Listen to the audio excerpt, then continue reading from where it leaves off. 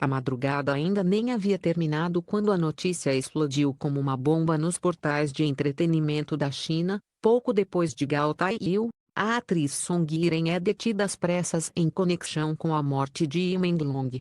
Não houve aviso, não houve rumor prévio, não houve vazamento. Apenas o susto repentino que sacudiu fãs, jornalistas e toda a indústria audiovisual. Como se um véu pesado, até então invisível, tivesse sido arrancado de cima de um dos casos mais misteriosos do ano. E, pela primeira vez, algo na investigação começou a cheirar a verdade. O caso Yu Minglong já estava envolto em sombras desde o primeiro dia. Oficialmente, sua morte havia sido registrada como queda acidental da varanda do apartamento de um amigo. Um acidente trágico, segundo as autoridades. Mas bastaram poucas horas para que as redes sociais transformassem a história numa teia complexa de teorias. Como um ator em plena ascensão poderia simplesmente cair? Porque o prédio onde ele estava naquela noite tinha várias câmeras de segurança desligadas. E porque, principalmente, o celular de Yi Menglong desapareceu misteriosamente, como se tivesse evaporado entre as mãos de alguém que sabia exatamente o que estava fazendo. Até então, as perguntas só se multiplicavam, e as respostas nunca apareciam. Mas quando a polícia convocou o ator Gao Taiyu, melhor amigo de Yu e uma das últimas pessoas a vê-lo com vida, a investigação ganhou cores mais densas. Um vídeo captado por moradores mostrava o momento exato em que Gao era levado para dentro da delegacia sob forte escolta. Nos registros policiais iniciais, afirmava ter deixado o apartamento de Yu às 21 horas. Porém, as câmeras do elevador mostravam ele saindo às 22h37, 40 minutos antes da queda fatal. A discrepância não parecia acidental.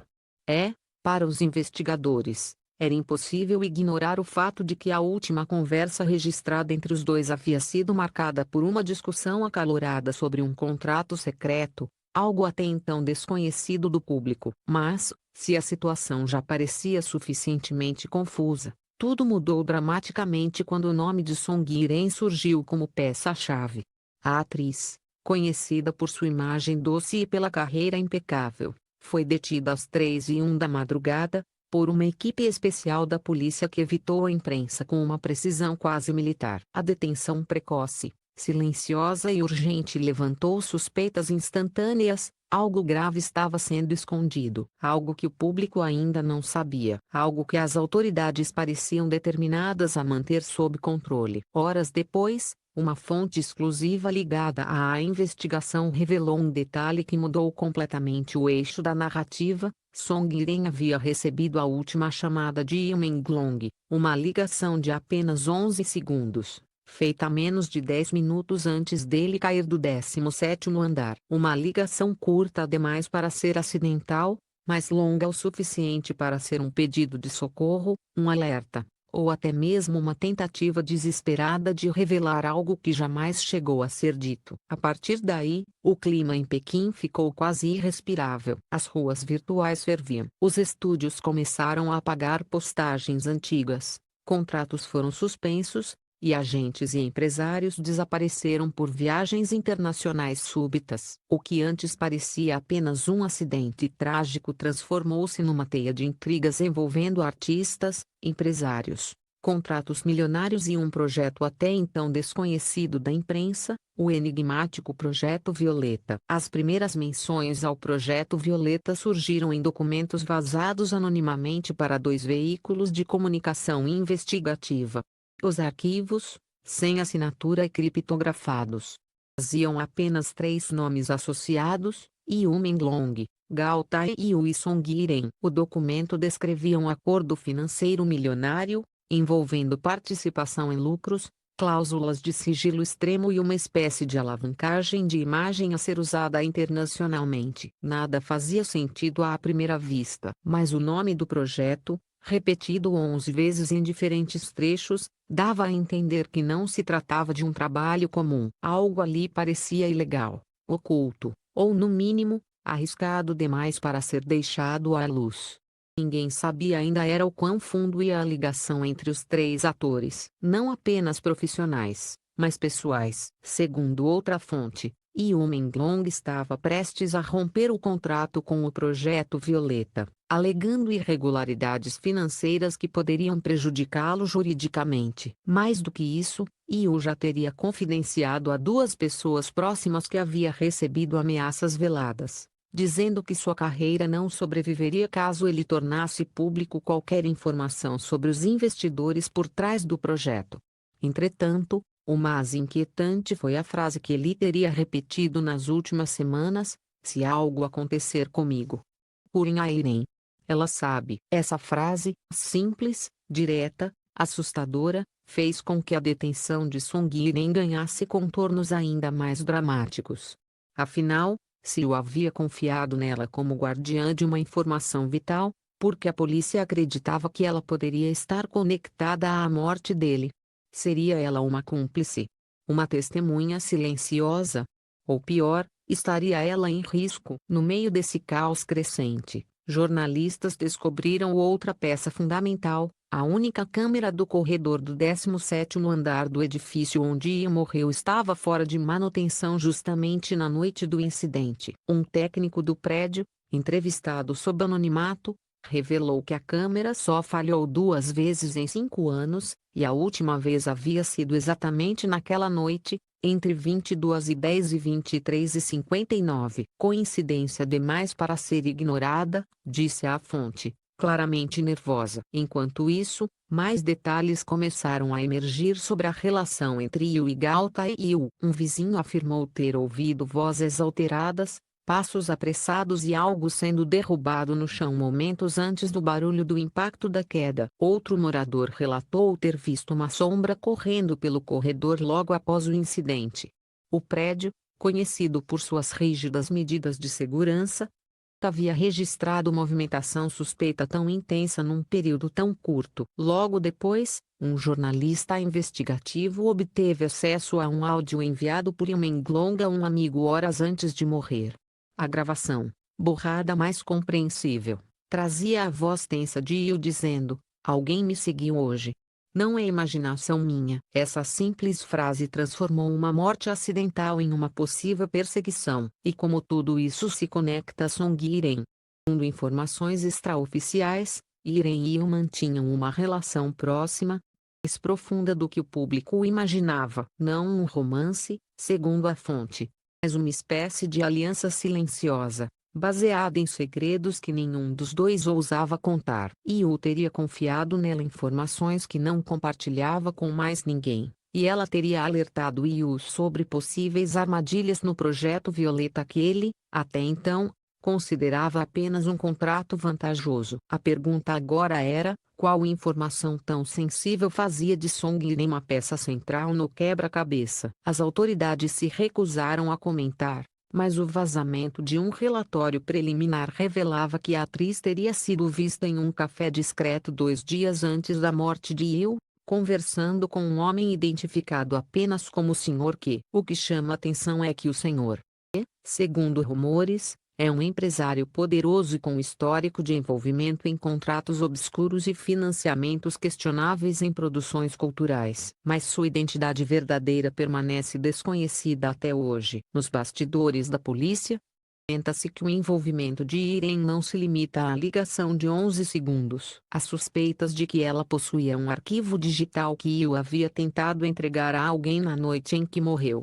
Esse arquivo, cujo conteúdo ninguém confirmou, é parte crucial da investigação. Alguns especulam que ele conteria provas de lavagem de dinheiro através do Projeto Violeta. Outros dizem que havia vídeos comprometedores envolvendo nomes influentes da indústria. Mas a teoria mais forte, e mais perigosa, é que o arquivo registrava uma conversa entre Yu e um investidor poderoso, revelando ameaças explícitas.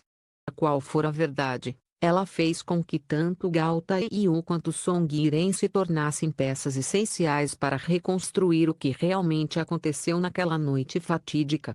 E, para a polícia, o tempo é agora um inimigo. Quanto mais o caso se arrasta, mais chances os envolvidos têm de apagar rastros, manipular provas e reescrever sua própria versão da história. À medida que as informações se acumulam, Uma sensação inquietante paira sobre o caso. A morte de Yimenglong está longe de ser um acidente. Cada novo detalhe aponta para uma rede complexa de interesses, ameaças e segredos tão profundos que podem derrubar carreiras, contratos, estúdios, ou até mesmo pessoas. E, no centro de tudo, Song Yiren permanece em silêncio, protegida por advogados e um muro de mistério que apenas aumenta a pressão pública para respostas. Enquanto isso, os investigadores trabalham em uma nova pista que promete virar o caso de cabeça para baixo. Um pendrive encontrado no apartamento de Irene, um pendrive de cor roxa, cuja origem ainda não foi confirmada. Esse detalhe explosivo, e tudo o que ele contém, será revelado apenas na próxima fase da investigação. O que é certo é que a história está longe de terminar. Verdade. Ela está apenas começando. Revelação do pendrive roxo caiu como uma bomba dentro da força-tarefa responsável pelo caso. A existência daquele pequeno dispositivo, encontrado cuidadosamente escondido dentro de uma caixa de maquiagens de Song Yiren, mudava tudo. Não era apenas uma peça de tecnologia, era a chave que ligava os pontos soltos, a prova silenciosa que Yimenglong havia tentado proteger até o último segundo de vida. O pendrive foi submetido a uma análise digital em regime de urgência. 3 especialistas em segurança cibernética trabalharam trancados numa sala isolada por quase 14 horas. O dispositivo continha camadas complexas de criptografia, como se alguém tivesse tentado protegê-lo de qualquer acesso não autorizado. Ou, pior, como se quem o criou soubesse que um dia ele poderia cair nas mãos erradas. Quando finalmente conseguiram quebrar a primeira camada, a série de arquivos ocultos se revelou. Entre eles, um vídeo de baixa resolução, recentemente captado por uma câmera de vigilância interna. A imagem era tremida, nítida o suficiente para identificar os envolvidos, e Yimenglong e Gao Taiyu, presos numa discussão tensa dentro de um camarim. Possível ouvir apenas fragmentos de frases. Isso vai destruir tudo. Não faça isso. Eu não vou continuar cobrindo eles, Taiyu. Você não entende o que está em jogo. Os investigadores pausaram o vídeo diversas vezes, tentando reconstruir o diálogo a partir dos trechos audíveis. Ainda que incompleto, o vídeo confirmava uma suspeita antiga: havia mais do que amizade entre os dois naquela noite. Havia medo. Medo e algo muito mais perigoso: chantagem. Mas o vídeo não era o conteúdo mais impactante. O arquivo mais pesado, e mais danificado, era um áudio longo, gravado provavelmente no celular de Yimenglong algumas horas antes da queda fatal. O arquivo havia sofrido interferências. Ruídos de fundo, como se alguém tivesse tentado apagá-lo, mas desistido antes de completar a tarefa. Após longa restauração, parte da gravação pôde ser ouvida claramente. Eu descobri onde o dinheiro está indo. Isso não é só um projeto mal gerido, é algo muito maior. Se eu desaparecer, procurem o arquivo de voz. Ele está com ela. Uma pausa longa, seguida por uma respiração pesada. Eles acham que eu vou aceitar calado. Estão enganados. A frase final congelou a sala. Eles acham que eu vou aceitar calado. Quem eram eles? Qual era o tamanho dessa rede que eu havia tocado? Principalmente, porque ele acreditava que Song Yiren era a única pessoa capaz de proteger aquele arquivo. Na manhã seguinte, investigadores pediram a transcrição completa do áudio para cruzar dados com os nomes citados no Projeto Violeta. O nome que surgiu repetidamente, em trechos quase imperceptíveis, foi Senhor. Que? Nunca completo, nunca seguido por sobrenome, apenas essa inicial, sempre dita com receio, como se nomeá-lo fosse uma sentença. Mas quem era Senhor Que? Até então, o nome circulava nos bastidores como um fantasma corporativo. Um investidor influente, ligado a produções milionárias, com ramificações em diferentes áreas do entretenimento, música, cinema, streaming, moda. Sempre feito por meio de intermediários, nunca diretamente. Há anos, jornalistas suspeitavam de lavagem de dinheiro através de produções culturais vinculadas a investidores ocultos. Mas nunca houve prova, nunca houve testemunha. Nunca houve alguém disposto a falar. E o Menglong estava disposto. E foi isso que o matou. Mas havia um elemento ainda mais perturbador. Nos últimos segundos do áudio recuperado, era possível ouvir outra voz. Uma voz masculina, firme, quase sussurrada. Onde está o arquivo, Liu? Você não deveria ter feito isso. Depois disso, um baque forte, um arrastar de pés. E então, silêncio. A equipe de investigação. Não havia mais dúvida. E o Menglong não estava sozinho na varanda naquela noite. Enquanto a perícia trabalhava, Guiren finalmente foi autorizada a prestar um depoimento formal, desta vez acompanhada por advogados e sob rigorosas medidas de segurança. Ela parecia exausta, mas determinada. Suas mãos tremiam levemente quando segurou o copo d'água, mas sua voz permaneceu firme quando começou a falar. Ela admitiu que Yu havia confiado nela parte das informações sobre o projeto Violeta. Admitiu também que os dois haviam conversado sobre as irregularidades do projeto e sobre o envolvimento de pessoas poderosas. Mas o detalhe que ninguém esperava surgiu quando ela contou o que aconteceu na ligação de 11 segundos. Ele só disse uma frase, revelou ela, olhando fixamente para a mesa. Eles estão aqui. Essa frase, curta, desesperada, definitiva, tirou o ar da sala. Ao ser questionada se ela sabia quem eram eles, Irene hesitou por longos segundos. Então, num movimento quase imperceptível, assentiu com a cabeça.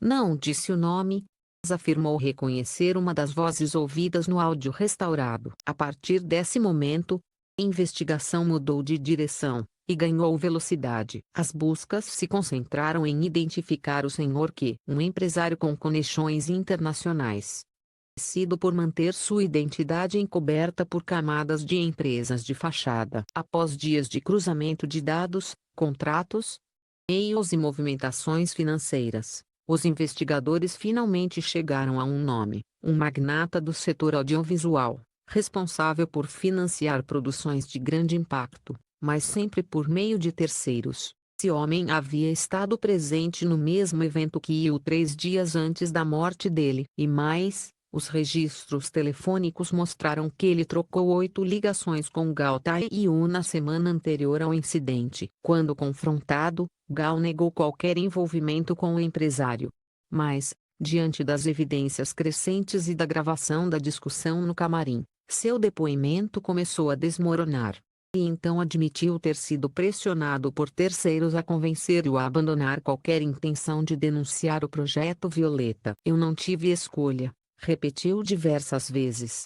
Vocês não sabem do que essas pessoas são capazes. A peça final do quebra-cabeça surgiu quando descobriram que Gao não era o último a estar no apartamento naquela noite. Registros de cartão de acesso mostravam que outra pessoa havia entrado no prédio às 22h59. Apenas minutos antes da queda, usando um cartão de visitante autorizado pelo próprio proprietário do apartamento. A câmera da portaria capturou uma sombra entrando durante o movimento de outro morador. A imagem não mostrava o rosto, mas mostrava algo crucial: a silhueta alta, o casaco longo, e um detalhe marcante, uma luva preta com costura roxa, a mesma cor do pendrive. A que corria entre investigadores e jornalistas era inevitável. O senhor, que não apenas havia participado dos bastidores, ele próprio esteve presente no local da morte de Yi Menglong. Ao receber essa informação, Ongren entrou no que advogados chamaram de estado de risco extremo. Medidas de proteção foram impostas imediatamente. A atriz havia se tornado não uma suspeita, mas a testemunha-chave que poderia derrubar uma rede criminosa inteira. No entanto, a história tomou um rumo ainda mais dramático quando a polícia realizou uma operação coordenada para capturar o Sr. Qi. Ao chegarem ao seu escritório, ele havia desaparecido. Computadores destruídos, documentos queimados, câmeras desligadas. Era como se ele tivesse previsto tudo. Como se estivesse sempre um passo à frente. Mas o que ele não conseguiu prever foi a coragem silenciosa de Yi Menglong, e o fato de que, mesmo morto,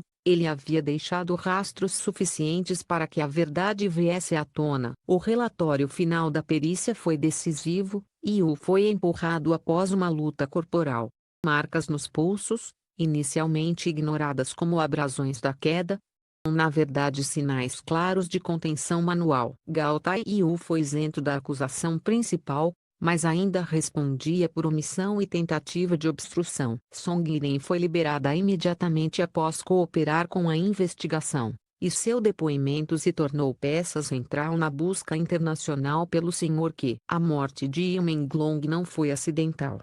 Nunca foi. Ela foi a consequência direta de um confronto desigual entre um ator que recusou ser cúmplice e um empresário poderoso que acreditava poder controlar tudo nas sombras. Mas a verdade, por mais abafada que fosse, encontrou seu caminho. Os arquivos do pendrive roxo foram divulgados à Força-Tarefa Internacional, e agora, pela primeira vez, as autoridades tinham provas concretas da existência de uma rede de manipulação bilionária na indústria do entretenimento. A última linha do áudio de Yu Menglong permanece ecoando entre investigadores, fãs e jornalistas: se algo acontecer comigo, procurem a verdade. E a verdade, finalmente, veio à tona, apesar das tentativas de silenciá-la, apesar das sombras, apesar do medo.